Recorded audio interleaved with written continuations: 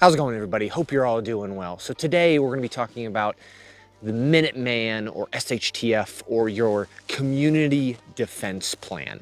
And specifically what we're going to be talking about is the defense tactics involved. Now, of course, if we would have a failure of civility, law enforcement or the military is no longer providing, security and necessary, defensive situations for us. It is up to us as the individual to defend our home and defend our property and maintain as much civility as we can before, the country gets back on its feet and everything like that. Defensive stuff. So we need to be ready for that. So I'm going to show you a very basic principle, which is the 5 Ds. Some of you are familiar with this, and it's not duck, dip, dodge, dive, and all that stuff for dodgeball, but it's specifically a defensive tactic or mindset.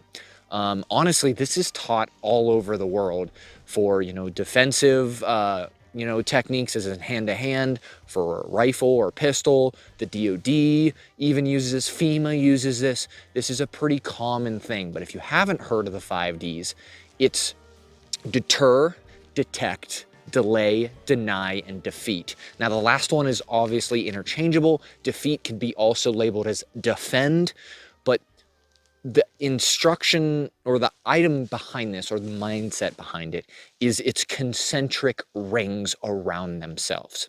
So you put your resource or even yourself or your homestead or your fob or your camp or whatever, your community at the center of this.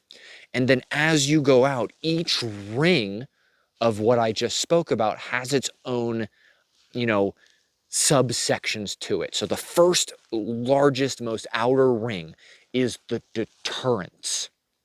So if we're going to dive into this, deterrence wise, so deterrence, most people think, oh, deter, like look at you and you're a hard target, like having body armor and having weapon systems and, having patrols roaming around or having a lot of people as a presence to stay away. Sure, that is one way of deterrence, but there are also other methods of deterrence too. It's not just the visual, strong man is I have super awesome pew-pews and you don't, so stay away. But it could also deterrence mean as in a visual of, ooh, I definitely don't want to go there because that's a rundown location or a rundown house or burnt out, or it looks bad, or we don't want to go over there because, there's signs that say contamination and, all kinds of, little things that you can add, like trash all over the place. Yes, it won't look good, but deterrence is in where human beings don't want to go. Maybe you should make your surrounding perimeter look like a place people don't want to go. Hint, maybe like a garbage dump or something like that, right? Make it look real rough and stuff. Because with that, it is going to, in turn, deter people.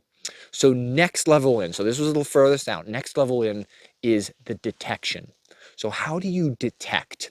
Well, there's a lot of things that you can use, and the DoD and the military and just security in general use a lot of electronic tools, as in fiber optics and sensors and cameras and stuff like that to detect people coming into layers.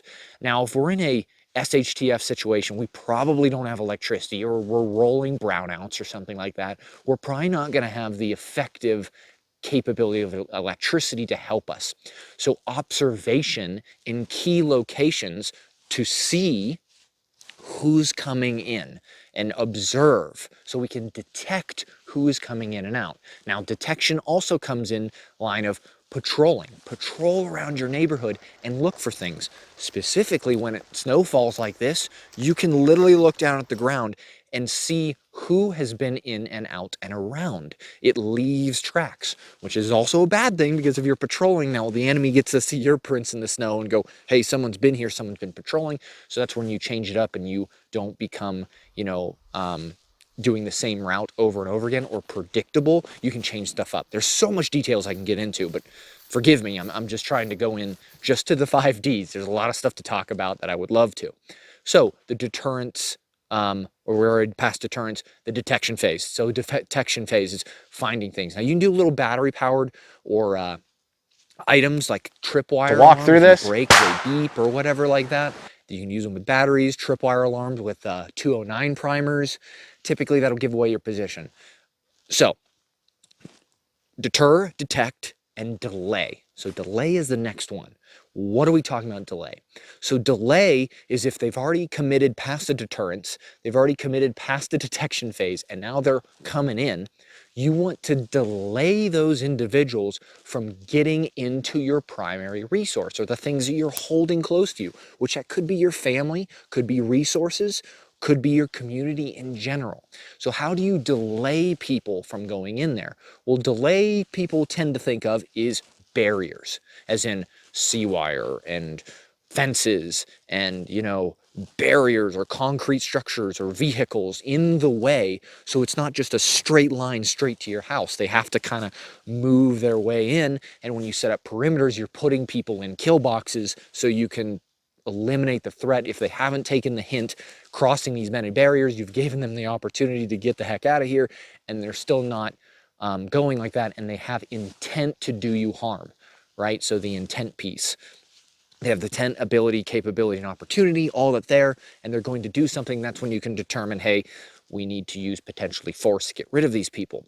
But barriers or delaying factor. Now, you can use whatever you want. Honestly, fences are really good, or putting up structures, or putting up barriers or other items in the way of common travel, right? Putting broken down vehicles in the way, or putting trees down, whatever it is. You could do tons of different stuff. It's the delaying them from very quickly getting into the resource.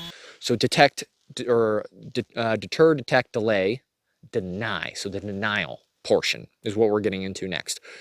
Denial is back to the opportunity and capability, and then they have intent. So once they have all that, you're denying these people with potentially items that you have denied. Hey, you cannot come across this border. You will be met with use of force, as in deadly force, if you go across this point. Of course, this will be verbalized more than likely, or that enemy will show intent to do you harm. So for the legality portion, I'm not a lawyer, but it comes along with the territory. Hey, you are denying these people, and you are going to set up a perimeter line with your community and stuff like that, and you will deny them from entry. Now, if this also perimeter line goes away, you have a fallback point for that defend or that defeat. So getting to the last D, as in normally it's the innermost circle, and you just set up lines of fields of fire, and you say, no one's coming through here over my dead body, pretty much.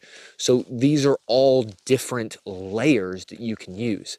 Now, this doesn't have to be incorporated into, let's say, a home or a structure. You can literally use this just on your body. You can use the 5Ds and be like, hey, deterrence, I'm going to look like, not to mess with me. I have my head up. I'm looking around. I'm not aggressive, but I am alert. Right? And then you can go down to, deterrence, detection. Okay, cool. I'm looking around. I can detect people. I'm aware, situationally aware. Now I'm going to deny or delay the enemy. Okay, how am I going to delay the enemy, right? You can do this to yourself. These are just you can incorporate these methods into pretty much whatever you're doing. But I recommend, if you're setting up a community defense plan, actually lay out these 5Ds and label which ones are which. Now, yes, you may not get the right location because things change all the time, but at least you have a good plan for your community, for your home, and for your family of, hey, this is kind of what it's going to go like.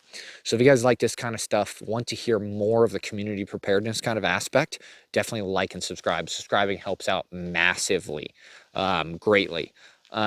Most people aren't subscribed, and they think they are just because YouTube likes to, just pull those subscriptions sometimes, just because I have certain items that they don't like, is what it is. Oh, shameless plug. These things are really cool. This is a hand warmer. It's about like 22 degrees out, and just for warming up my hands talking to y'all, these things are really cool. And it's a charging brick for your phone. So when my phone is, done, and my camera gear and all that kind of stuff, it runs out of battery, I can plug this in and it'll give it charge. Kind of cool. I like these a lot, use them all the time. So I would highly recommend them.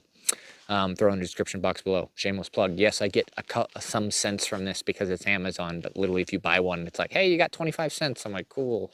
I'll get a gumball. Awesome. But anyways, like this kind of stuff, like, subscribe, greatly appreciate it. And hope you all have a great day.